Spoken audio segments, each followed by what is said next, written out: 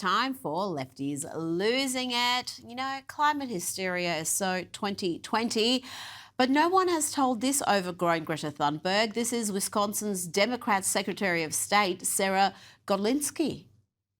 Republicans say we don't have climate change, but this is golf ball-sized hail in my front yard. This is not normal, and we can't keep ignoring our environment. Yes, hail is a sure sign of catastrophic global warming. Well done, Sarah. Now let's go to the OG. Here is the real Greta Thunberg, who seems rather proud of herself. She's achieved the label of the second most dangerous anti-Semite in the world. Aim higher, love. Go for gold. Apparently, recently, the Israeli government released a report where they identify me as the second most dangerous anti-Semite in the world, and the reason is for me using terms such as genocide, siege, and mass starvation to talk about the situation in Gaza. Anyway, the genocide continues. Oh, maybe you'll win next year. Now to the woman who fled America to get away from Donald Trump, only to talk about the president 24/7. Here, Rosie O'Donnell talks about her support for Democrat deviant Eric Swalwell, who has just quit Congress and his campaign to be governor of California after serious allegations were levelled against him by multiple women. I wonder, does Rosie O'Donnell know him? I know that guy.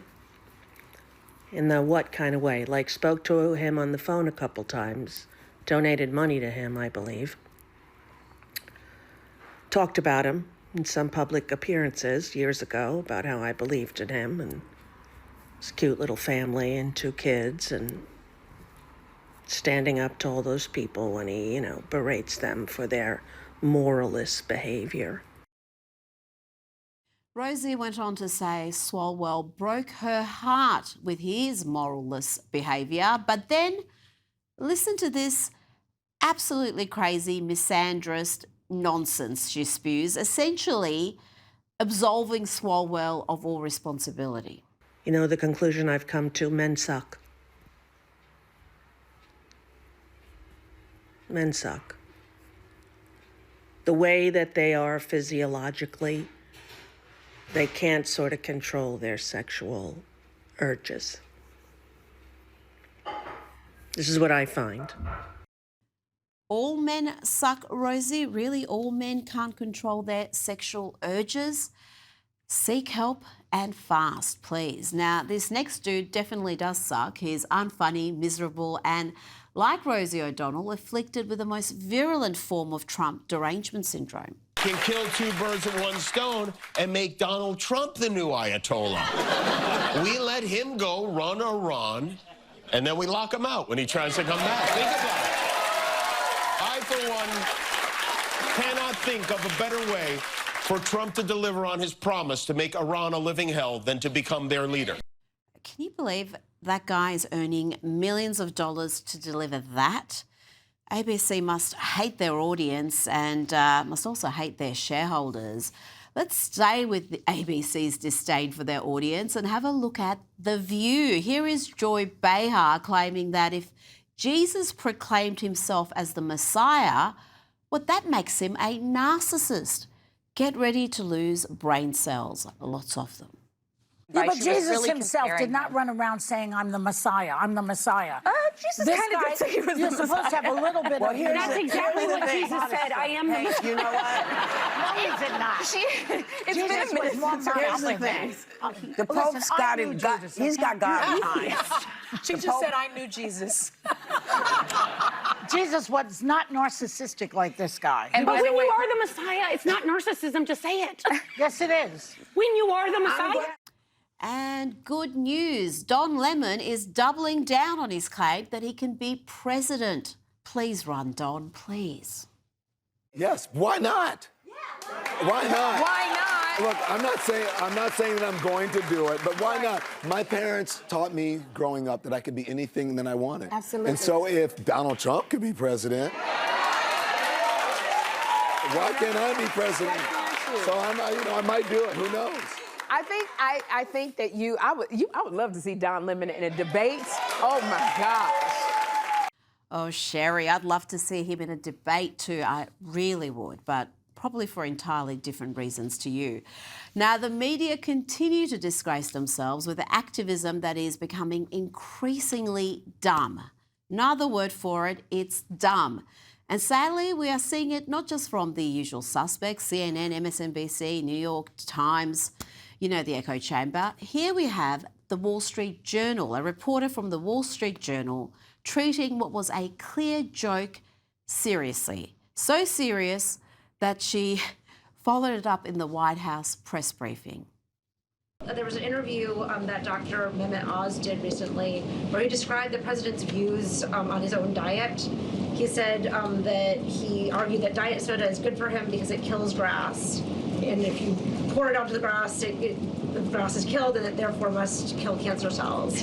I'm wondering if you can, was this sort of an accurate description of how the president sees? Look, as we all know in this room, I think you know the president has a very good sense of humor. It's one of his most underreported characteristics, I would say. I have heard him tell this joke before. I think the Wall Street Journal should get a better sense of humor. I mean, what can you say? A serious question about an obvious joke, trying to suggest that the president thinks that drinking Diet Coke stops cancer. It's almost as good as that drinking bleach hoax. Remember that? Now, let's have a look at the interview that the journalist there refers to and see if perhaps there's a reason she took the banter seriously. This is what she was talking about. This is Dr. Oz on Donald Trump Jr.'s podcast, Triggered.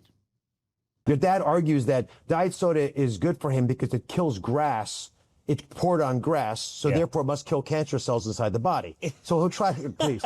He's got a Fanta on the desk, and I say, are you kidding me? So he starts to like sheepishly grin. He goes, you know, this stuff's good for me. It kills cancer cells. And then he tells me it's fresh squeezed. So how bad could it be for you? You know what? Can't wait for the next serious journalist to ask whether it's accurate that President Trump believes Fanta is freshly squeezed juice. I mean, really. Joining me now is Newsweek senior editor-at-large Josh Hammer. Josh, the American media, they have not exactly covered themselves in glory in recent weeks, particularly in their coverage of the war against the Iranian regime. Well, Rita, that exchange that we just saw there between Donald Trump Jr. and Dr. Mehmet Oz is actually really, really funny. I'm not sure if the audience here heard. I was actually audibly laughing to myself during that exchange. Frankly, it gets to one of Donald Trump's, as Karen Levin accurately said, to one of his unsung but nonetheless simultaneously most important political attributes. In fact, if you were to ask me what are some of the leading traits that have really led Donald Trump to be not just a great American president, but a man who I think will be ultimately remembered as one of the 5 to 10 most transformative American presidents of all time, I think his sense of humor is just about at the top of the list. Other things that come to mind are his unique ability to make his political opponents lose their everlasting minds, which he has a skill of, on that front probably more than any other American leader in my lifetime. He has an instinctive knack for, let's call it, the art of the 80-20 issue to make his political opponents defend the utterly indefensible. But really, more than anything else, honestly, his sense of humor is something that just resonates. This is who he is. He is the Fifth Avenue populist. He is the guy who is making every man Joe six-pack out there in flyover country in Kansas and Oklahoma, etc. He's making that guy laugh, and that is a huge reason for his political success. Obviously, the American media does not share in that sense of humor because they are just a bunch of smarmy, insular idiots. You said dumb, and yes, it's dumb, it's stupid, it's low IQ, it's just utterly gibberish. And it's sad that the Wall Street Journal is getting in on the act. You know, their editorial board is oftentimes quite sensible. I don't agree with them on everything, but they're oftentimes quite sensible. Unfortunately, the Wall Street Journal's news section is essentially indistinguishable in large part from the news section of any other generic left-of-center newspaper, the New York Times and so forth there. So it's unfortunate that is the case, but Carolyn Levitt handling with aplomb as she has handled many of these situations with aplomb.